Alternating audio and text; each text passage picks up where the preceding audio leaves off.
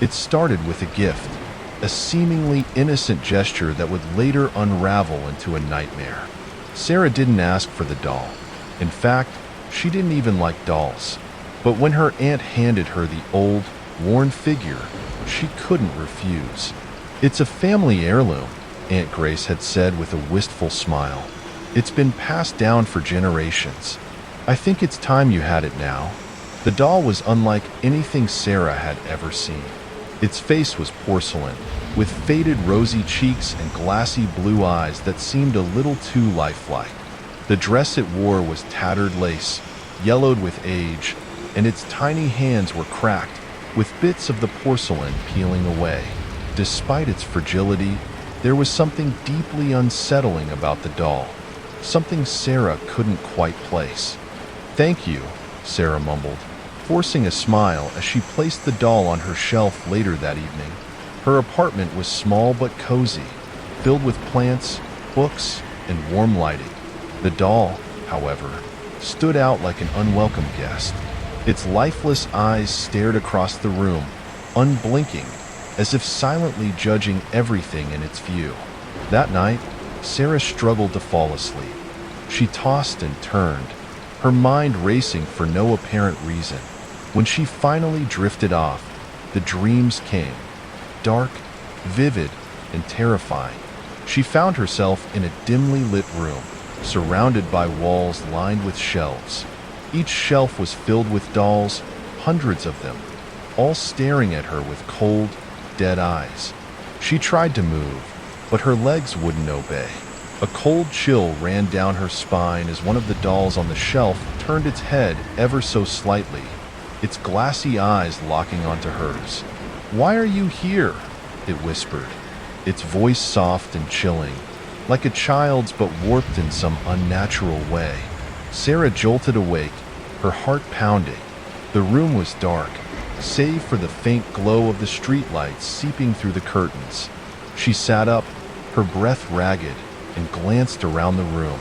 Everything was as it should be, except for the doll. It was no longer on the shelf. Her pulse quickened as she scanned the room, her eyes darting from corner to corner. There it was, sitting on her desk chair, its head tilted slightly to one side, as if it were watching her. "Impossible," she whispered to herself. "I must have put it there and forgot." But deep down, she knew that wasn't true. Summoning her courage, Sarah got out of bed and picked up the doll, its cold porcelain surface sending a shiver through her fingers. She placed it back on the shelf and turned it around so its face was hidden. "There," she muttered, trying to convince herself that she was in control. But as she crawled back into bed, she couldn't shake the feeling that she was being watched. The dreams returned that night, more vivid, more horrifying than before. This time, the doll was not on the shelf. It was standing at the foot of her bed, its eyes wide and unblinking, its mouth stretched into a twisted, unnatural grin. "Play with me," it said, its voice echoing in her ears. Sarah woke up screaming, drenched in sweat. And there, on the shelf, the doll sat, just as she had left it. The next morning, Sarah couldn't shake the lingering unease from the night before.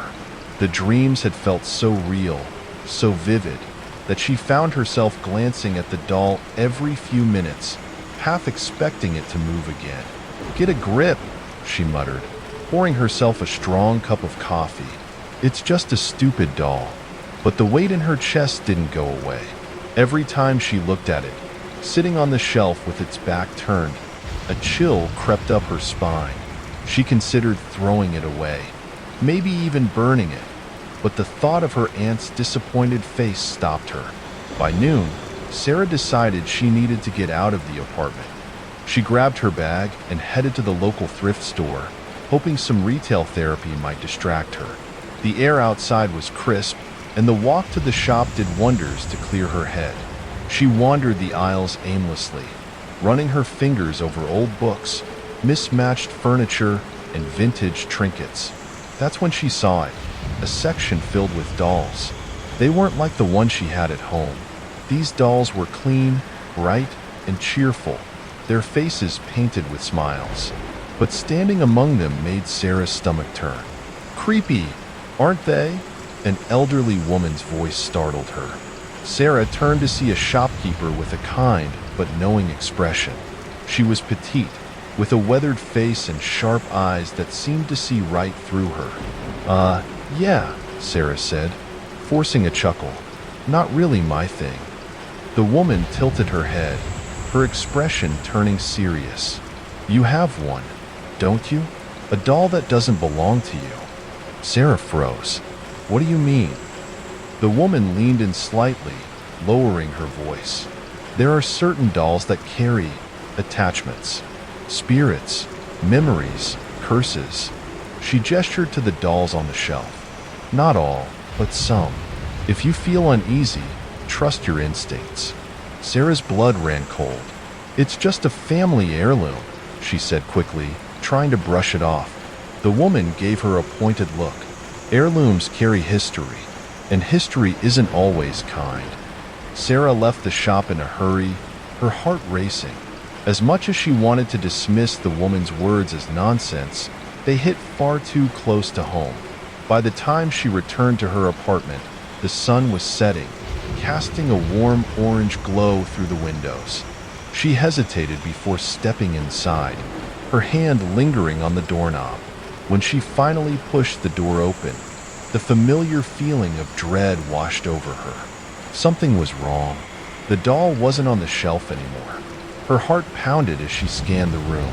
She found it sitting on her coffee table, its tiny hands resting on its lap, its head tilted in that familiar, unsettling way. Her breath hitched. She was certain she hadn't touched it. Nope, not doing this, Sarah muttered under her breath.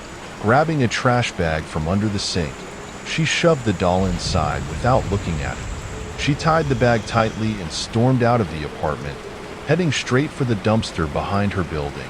She tossed the bag inside and slammed the lid shut. That's the end of that, she said, wiping her hands on her jeans. That night, Sarah finally felt at ease. She cooked herself dinner, watched a movie, and crawled into bed feeling lighter than she had in days. But when she woke up in the middle of the night, the weight returned. There it was, sitting on the shelf again. The doll, right where it had always been. Sarah's breath caught in her throat. She stared at the doll, her pulse pounding in her ears. There was no way it could be back. She had thrown it away, tied it up, and left it in the dumpster. She hadn't imagined that. Clutching her blanket tightly, she whispered to herself, "This isn't real. I'm just dreaming." But the doll wasn't part of her imagination. Its cracked porcelain face gleamed faintly in the moonlight filtering through the window. Its blue eyes, those cold, lifeless eyes, seemed to glint with something malicious. Her body trembled, but she forced herself out of bed. With shaking hands, she reached for the doll, her fingers brushing its chipped lace dress. "Who brought you back?" she hissed under her breath. The room was silent, save for her own ragged breathing. She tried to muster up some courage, but the overwhelming sense of being watched, being judged, gnawed at her insides. Determined not to let fear consume her, she marched to the kitchen and grabbed the largest knife she could find. "Let's see you come back from this," she muttered, her voice unsteady. But as she raised the knife, something stopped her. The doll's glassy eyes seemed to shift, just slightly, but enough to make her freeze. She stumbled back, dropping the knife onto the floor with a loud clang. And then it happened. The lights in the apartment flickered once, twice, and then went out completely, plunging her into darkness. Sarah's breathing grew frantic. She fumbled for her phone, switching on its flashlight, the beam of light cutting through the black. The doll was still there on the shelf, but its head was now tilted to the other side. "No," she whispered, her voice barely audible. "This can't be happening." Suddenly, a faint, childlike giggle echoed through the apartment. It wasn't coming from the doll. It seemed to come from everywhere at once, soft, mocking, and sinister. Sarah's stomach churned. Her flashlight flickered, and for a split second, she thought she saw a shadow dart across the room. "Who's there?" she yelled, her voice cracking. The giggling stopped abruptly, replaced by an oppressive silence that made her ears ring. She turned back to the doll, her flashlight shaking in her hand. It was gone. Panic surged through her. She frantically scanned the room, her light darting across the furniture, the walls, the floor. The doll was nowhere to be seen. And then she felt it, a soft, cold touch on the back of her neck. Sarah screamed, spinning around, but there was nothing there. Her phone slipped from her trembling hands and hit the floor, its light now casting eerie shadows across the room. And then, out of the corner of her eye, she saw it. The doll was sitting on her bed. Its mouth was open now, twisted into a jagged, unnatural smile. "Play with me," it whispered. Its voice barely more than a breath, but loud enough to send chills down her spine. Tears filled Sarah's eyes as she backed away, her legs weak and unsteady. "What do you want from me?" she cried, her voice trembling with fear. The doll didn't answer. It just stared, its hollow smile growing wider, as if it was feeding off her terror. And then, as if responding to some invisible cue, the whispers started again. They came from every corner of the room, growing louder and louder until they became deafening. "Play with us. Play with us. Play with us." Sarah clamped her hands over her ears, her head spinning, her vision blurring. She stumbled back, collapsing onto the floor. And then, just as quickly as they began, the whispers stopped. The room was silent again. When Sarah looked up, the doll was gone. Sarah sat frozen on the floor, her chest heaving as she tried to steady her breathing. Her heart felt like it would burst out of her chest, and her hands shook uncontrollably. She scanned the room, searching for the doll, but it was nowhere to be seen. She crawled toward her phone, her trembling fingers fumbling to pick it up. As soon as she did, the light from the screen illuminated her reflection in the dark window across the room. But something was wrong. The reflection showed her sitting on the floor exactly as she was. But behind her, standing in the shadows, was a small figure. The doll. Sarah's scream caught in her throat as she whipped around. But the room was empty. "No, no, no," she muttered, backing into the corner of the room, her phone's flashlight shaking wildly. The air felt heavier, colder, and she swore she could hear faint whispers again, so soft they almost sounded like a breeze. Her mind raced. She couldn't stay here. She had to leave. Grabbing her keys and phone, Sarah bolted out of the apartment. The hallway was dark and silent, her footsteps echoing unnaturally loud against the walls. She didn't look back. She didn't dare. She sprinted down the stairs, almost tripping in her panic, and burst out onto the street, gulping in the cold night air. For a moment, she stood there, unsure of what to do next. The doll couldn't follow her outside, could it? That wasn't possible. But deep down, she wasn't so sure anymore. She glanced back at her apartment building, the windows of her unit looming dark and foreboding. A flicker of movement caught her eye. Her stomach dropped. There it was. The doll was standing in the window, staring down at her, its head tilted slightly to the side, and its cracked porcelain mouth was twisted into that same horrifying grin. Sarah's hands began to shake violently. She stumbled backward, her legs weak, almost giving out beneath her. "This isn't real," she whispered to herself over and over. "It can't be real." Her phone buzzed suddenly, startling her. She looked down, grateful for any distraction from the nightmare unfolding in front of her. It was a text message. It came from an unknown number. The message read, "You can't leave me. Come back and play." The phone slipped from her hand, clattering to the pavement. Sarah felt tears streaming down her face, her breaths coming in shallow gasps. She couldn't go back. She wouldn't. Turning on her heel, she ran. She didn't know where she was going, only that she had to get as far away from that cursed doll as possible. The streets were eerily empty, the sound of her footsteps echoing against the cold concrete.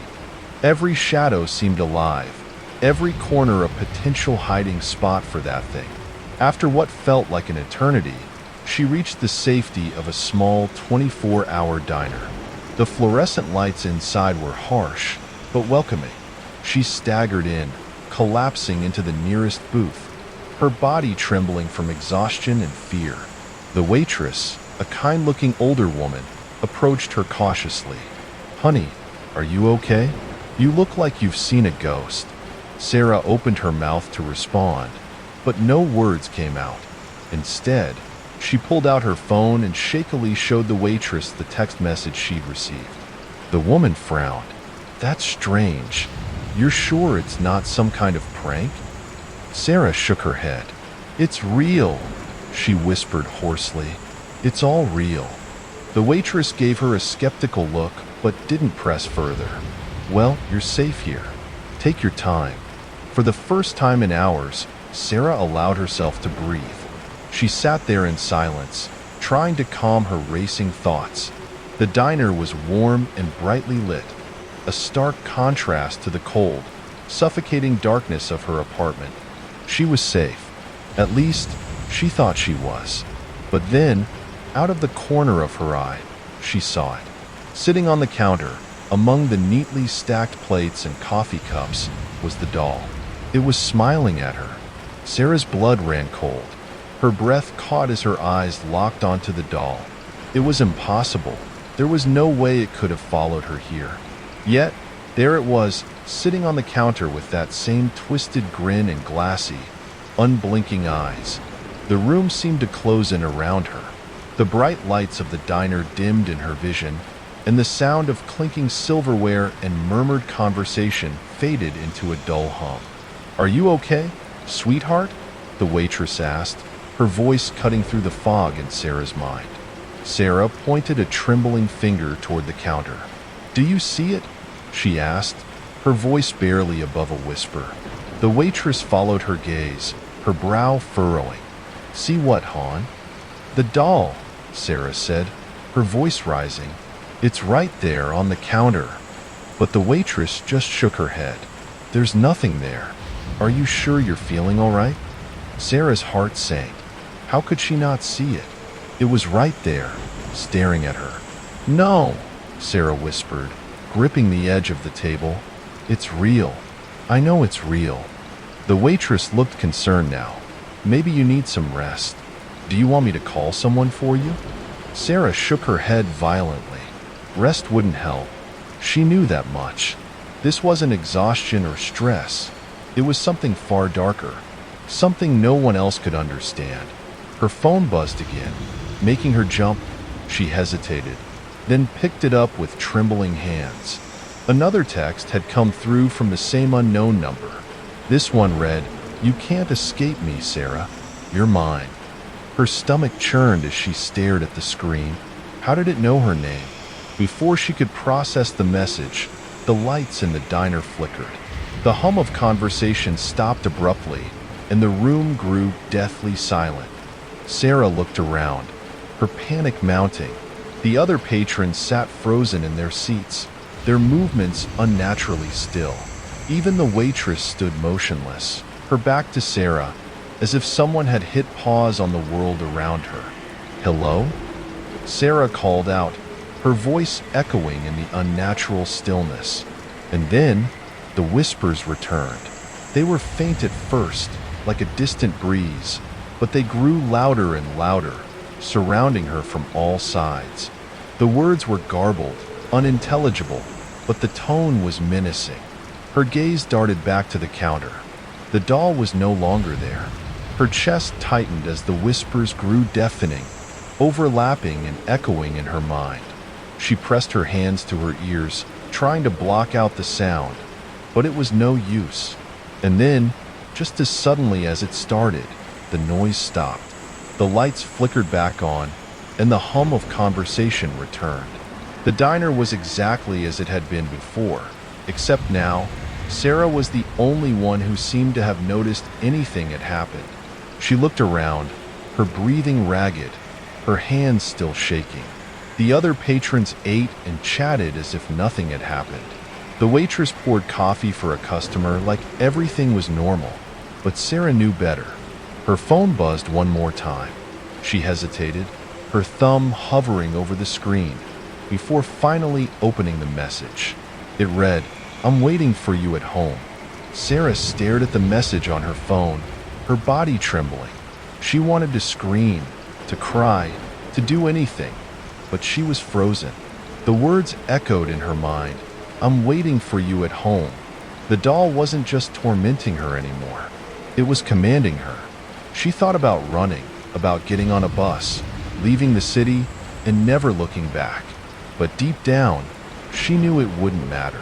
The doll wasn't bound by rules, by distance, or even reality. It would find her, no matter where she went. For a moment, she sat in the diner, her eyes glued to her phone. Around her, the world continued to spin as if nothing was wrong. But Sarah knew that her time was running out. She couldn't hide from it. With a deep, shaky breath, she stood up, leaving a few crumpled bills on the table. Her legs felt like lead as she walked out into the cold night, the streetlights casting long shadows on the pavement. The walk back to her apartment felt endless, every step weighed down by fear. She wanted to turn around, to run in the opposite direction, but some unseen force, was pulling her back.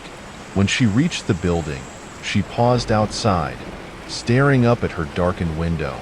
The thought of going inside made her stomach twist, but she had no choice. Whatever this was, it wasn't going to end until she faced it. Her hands shook as she unlocked the door and stepped inside. The apartment was eerily quiet, the air heavy with an unnatural stillness. And then she saw it. The doll was sitting on her coffee table, exactly where it had been before. But now, its head was completely turned around, facing backward. Its hands were splayed out, the porcelain fingers pointing toward her. Sarah's knees buckled, but she forced herself to stay upright. "What do you want from me?" she screamed, her voice echoing through the empty apartment. The doll didn't move, but the room seemed to grow colder, the shadows on the walls twisting and writhing as if they were alive. The whispers returned, louder than ever. But now, Sarah could finally make out the words, "Stay with me forever." The shadows began to close in, the room spinning around her. Sarah felt an icy grip on her arm, then another on her shoulder. She tried to move, to fight, but her body wouldn't respond. The doll's head snapped forward with a sickening crack, and its hollow eyes locked onto hers. "Stay," it whispered again, but this time, its voice was different, lower, darker, and filled with a malevolent glee. Sarah's vision blurred as the shadows engulfed her. The last thing she saw was the doll's jagged smile, growing wider and wider, until it seemed to consume the entire room. The next morning, the landlord knocked on Sarah's door. He hadn't seen her leave for work, and her mail was piling up. When no one answered, he let himself in.